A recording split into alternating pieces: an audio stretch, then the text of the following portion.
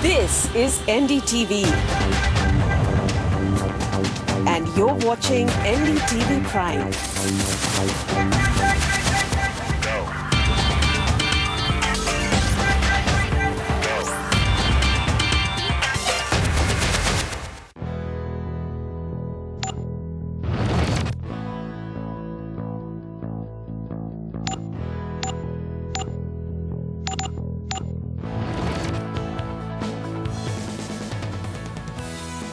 Ask any school student or a college graduate what they want to do when they grow up, an IAS or an IPS will be the answer.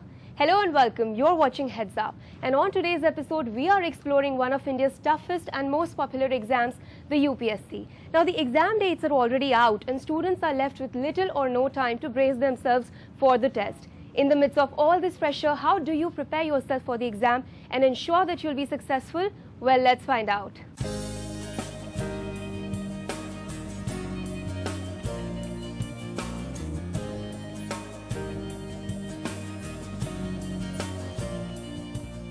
Last year I had got 294 rank and was allocated Indian Revenue Service, income tax as the service.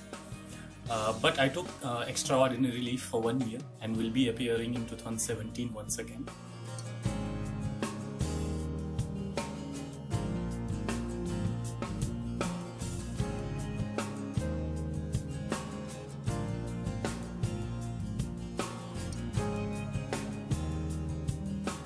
So hopefully I'll get either administrative service or police service this year.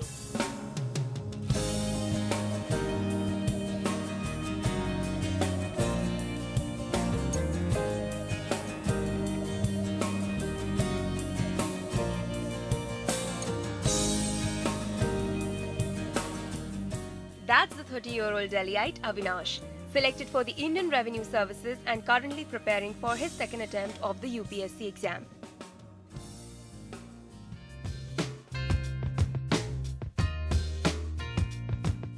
Considered one of India's toughest exams, the UPSC attracts lakhs of students every year from across the country with diverse educational backgrounds, aspiring a career in the public services.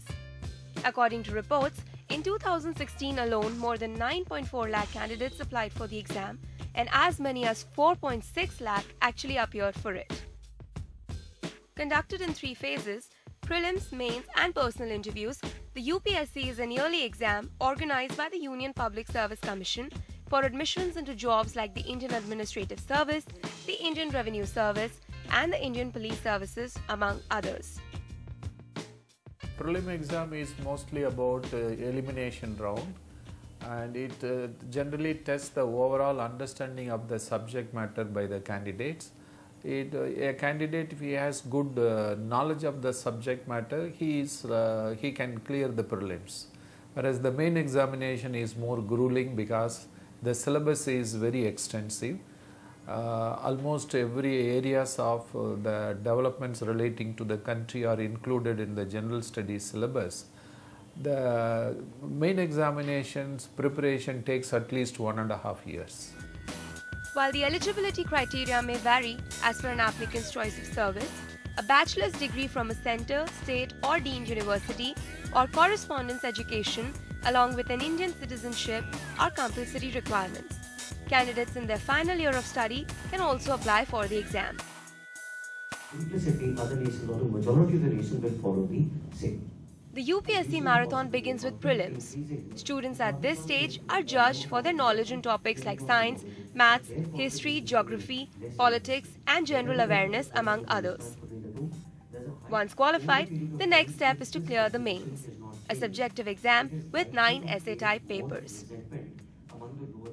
Well, one must have been going through the newspapers regularly. He must keep himself abreast of all the developments that are taking place around him. And in addition to this, that he should also have some good writing skill. It's better that you all start preparing when you are in the final year of your graduation itself and have persistence in your efforts to qualify in this exam.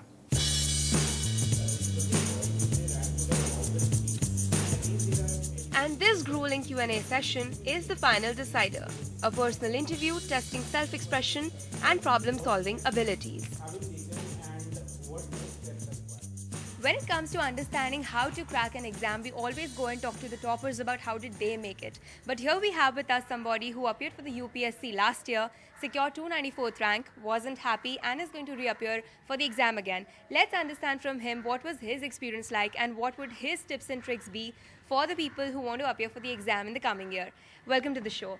So tell us a bit about, what was the experience like for you, and what were those pain points that you noticed sort of, when you were appearing for the exam? What were those hurdles which everyone will face? Definitely, it's a long-drawn process. I appeared for 3 times, including the last year. And last year, I got some 294 rank.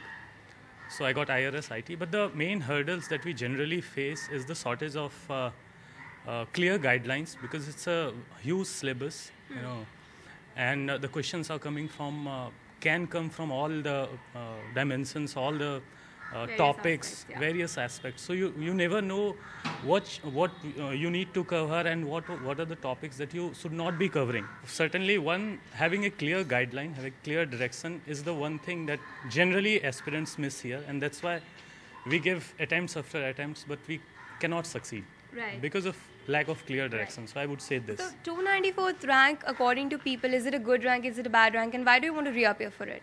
294 is a good rank relatively, considering we have somewhere around 1100 seats in this. So I got top 3 services. IRS IT is considered the 3rd rated services after IAS and IPS. So relatively it was a good rank only. But see, whenever we start preparation, the aspiration and the final aim is always Indian Administrative Services, because this is one service which gives you opportunity to work within the society. It's a cutting-edge administrative level that you will be working. But in IRS IT, it's a core technical service. It's like some regular government job that you will be sitting in the office working all the time. For someone who is going to reappear for the exam, and also for people who are going to give the exam this year, what would be those quick tips and tricks for them, with your experience with the exam last year? My sincere advice would be to be very focused for this 2-3 months, coming 2-3 months. This is very crucial, not only to cover the whole topic, but also to revise whatever you have studied. Keep, reserve the last one month, somewhere around 30-40 days, strictly for revision. Don't take any new books, new material, whatever you find in the market. Avoid them. Thank you so much, Avinash, for being with us on the show. Thank you.